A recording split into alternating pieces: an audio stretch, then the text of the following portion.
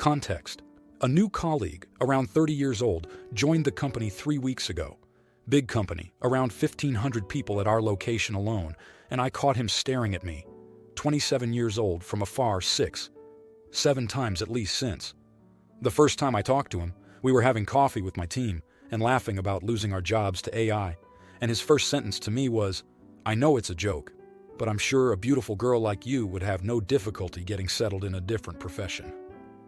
I'm pretty sure he didn't mean to say, "Hey, you'd make a decent hooker," so I ignored the remark and he seemed to take the hint for a while and left me alone.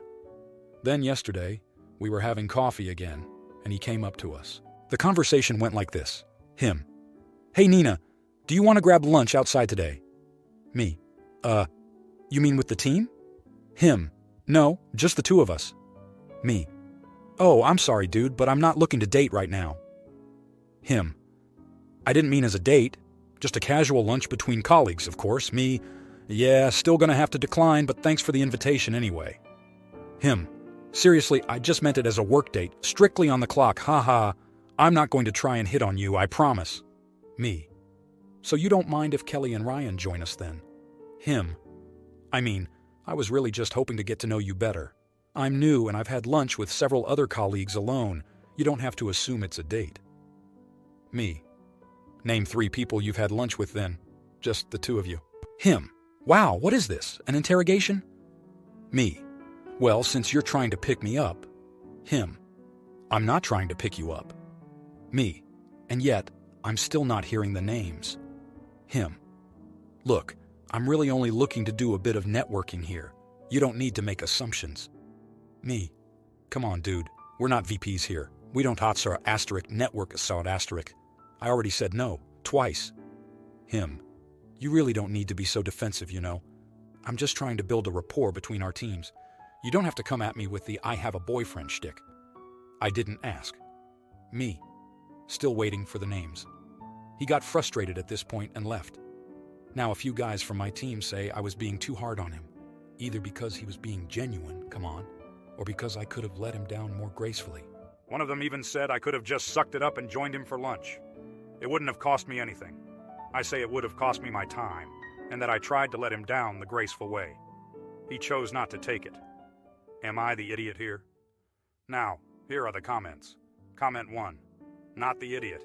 And wow, way to stick to your guns. He was 100% hitting on you. Sometimes doing the right thing is doing the non-harmonious thing, and that's what you did. Tell the other women at work about this. I doubt you'll be the last person he tries his good old boy routine with. Comment 2. Not the idiot, and I'd bet against your company's policy. It's okay to ask someone out once, but if they say no, that's it. Anything more is harassment. Good for you for sticking to your guns, and frick those coworkers for trying to make you the bad guy. Comment 3.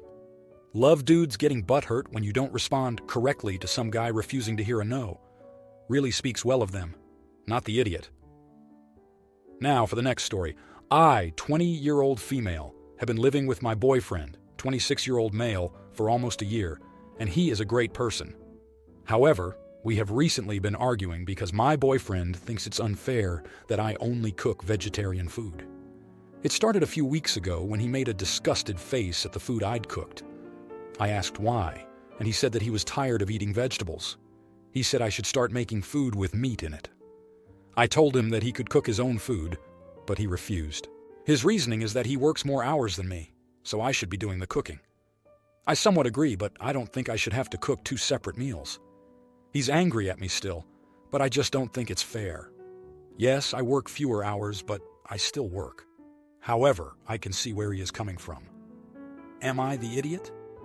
Now, here are the comments. Comment 1. How long would it take him to slap a couple of meat patties or a piece of fish in a frying pan, or a slab of flesh in the oven, before adding it to the meal you have already prepared? I wonder if the situation were reversed. Would he be willing to prepare 2 meals, or would he just tell you to pick the meat out if you don't want to eat it? He is expecting too much of you, not the idiot. Comment 2. Is he unable to cook his own food? Does he need a girlfriend or a mommy? He can cook whatever he wants if he doesn't like what you cook. Simple as that. Personally, I don't eat meat, and I'm not cooking or handling it for anyone. If they want meat added to their meal, they are more than welcome to make some separately and add it to their food. Edit. Forgot to add. Not the idiot. Comment 3. Not the idiot. He's 26, and if you weren't his girlfriend, then what? Would he just not eat? Will he run home to mommy and cry for food? Will he just eat takeout every day? If he doesn't want to eat what you cook, then he needs to feed himself like a functional, independent adult. Now, for the next story. I, 23-year-old female, was born to a mother that put me up for adoption, and I was lucky enough to be adopted by two amazing people who I consider my true parents. Recently, my biological mother found me on Instagram and contacted me, and we began talking until I agreed to meet her. Unfortunately, the meeting did not go well at all. I found out that she is a fruitarian, essentially she only eats fruits, and she began scolding me when I ordered a milkshake. Once home, I told her that I had not appreciated her trying to dictate what I should do when we are a little more than strangers, and that I am not interested in having a relationship with her if she is going to force me to adopt her lifestyle. She has since been apologizing and begging me to see her again, and my birth parents think that I should have handled her with more care, saying that meeting her in a place not involving food would help us build a relationship. Am I the idiot for wanting to shut things down so quickly? Now, here are the comments. Comment 1. This is so strange. She sounds different. I don't think you did anything wrong. By the way, some influencer just died on the fruit diet, so definitely don't follow her advice. It's totally your decision if you want to see her again. You don't owe her anything, and I wouldn't bend over backwards to meet her in a place without food. A restaurant or a coffee shop sounds like a good neutral location. My sister was also adopted and met her birth mother a few years ago.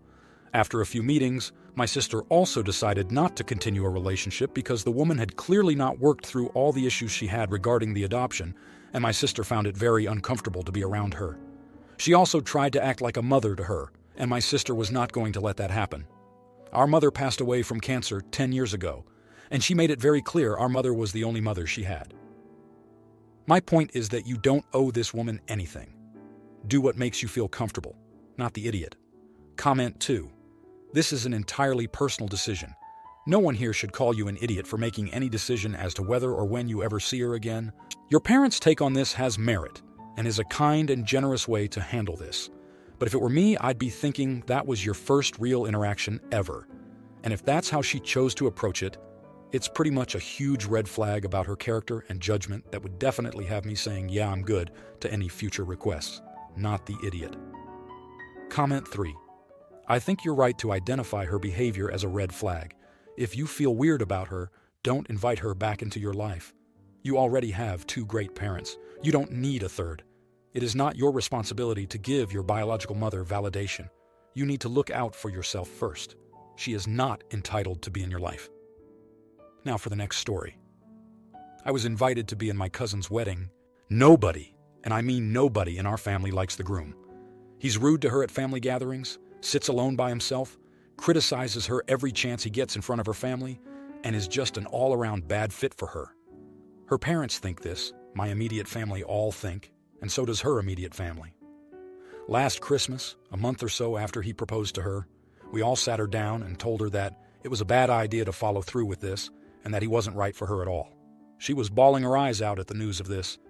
Leading up to their proposal, our family made it very clear to her that it wasn't a good fit. Nevertheless, they're getting married next year. My cousin is someone who has struggled holding a boyfriend her entire life, and I believe she finally lowered her bar so far to find this dirtbag of a fiancé that she can't imagine leaving him now that she's gotten this far into a relationship. Now for my issue. I'm being asked to be in the wedding. I've only been in one wedding before, not including my own, so I'm not quite sure how declining works. According to my sister, who's been in many weddings, I cannot say no. If I were to say no, I'd be insulting the bride, groom, both their families, and so on. She says if I am to decline, I'd be creating ramifications that include being put on my aunt's and uncle's bad sides. Keep in mind, my aunt and uncle despise this guy. I asked my mother the same thing, and she said I could always decline and say it's due to financial reasons. But my sister says that's not good enough and that it will still create this detrimental divide between our families. TLDR. Am I the idiot for wanting to decline being in a wedding I and the rest of my entire family don't agree with? What's the best way to go about this? Now, here are the comments. Comment 1. Without knowing your culture, it is difficult to say whether it is socially acceptable to decline being in the wedding. In Midwestern white culture, it is absolutely not in poor taste to decline to be in the wedding party for a variety of reasons. That said, I would think about it deeply. From your description, this does sound like a bad decision, but if you are not supportive of her, you could end up pushing her away from her family, eliminating her support network for when she finally does realize that this was a bad idea. If this is a close cousin, she will need you by her side. Comment 2. Not the idiot. The way I went about declining was just saying, "No thanks, I don't want to be a bridesmaid." And that was for the wedding of an immediate family member, which I did approve of. Your cousin already knows her whole family doesn't approve of the wedding, so I don't see why you can't just tell her the real reason. Your sister's reaction seems overly dramatic. Is the only reason she's been involved in so many weddings because she thinks being a bridesmaid is like jury duty and you can't turn it down? Comment 3. Not the idiot. Honestly, I would decline. These days on Reddit, it seems that bridesmaids are usually asked to do a ton of ridiculous poop and spend a ton of money. That's maybe okay for a good friend, but not okay for someone you don't even support. Your sister can feel free to volunteer if she wants, so can your mom. But they don't run your life. Now, for the next story, I've already posted this, asking for legal advice but thought I'd ask for moral advice too. Last year we bought a historical property with a fair-sized chunk of land. The previous owners had run it as a small hotel but couldn't keep up with the pace at their age anymore. We turned the property back into a private residence. A main country road runs right by the longest edge of the unfenced garden. So we decided to plant hedges for privacy and to block off access in case my nephews visit and play football, etc. There is a small gardener's cottage right at the edge of this line, which was sold separately when we bought our home. We made sure to keep any bushes between us and them on our side of the property line. We were unaware that the elderly couple had sold the cottage to a relative of theirs and that he had planned to turn it into an Airbnb. We only know this now, as after a summer of growth, the owner had finally noticed the small hedge and realized what we'd done. He and the couple have sent official-looking letters stating we are impeding their reasonable enjoyment of the property, as they had planned to market the cottage as part of the property with views of a historical landmark, and once our hedge is full height, that view will be greatly diminished, if not almost entirely gone. So, am I the idiot for potentially damaging someone's income by planting these hedges? Now, here are the comments. Comment 1. Not the idiot.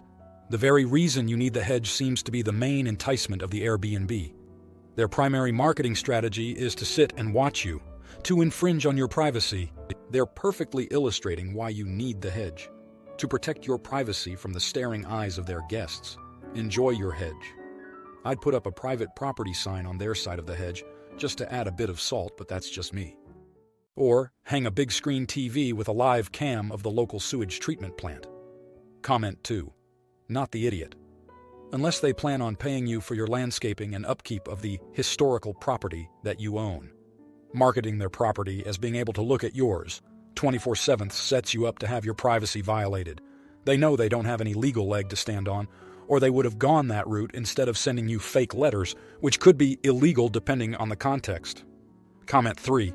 Ha ha ha, no, not the idiot. Reasonable enjoyment of property doesn't include views, which is why property that can't be built out or have obstructed views is so valuable.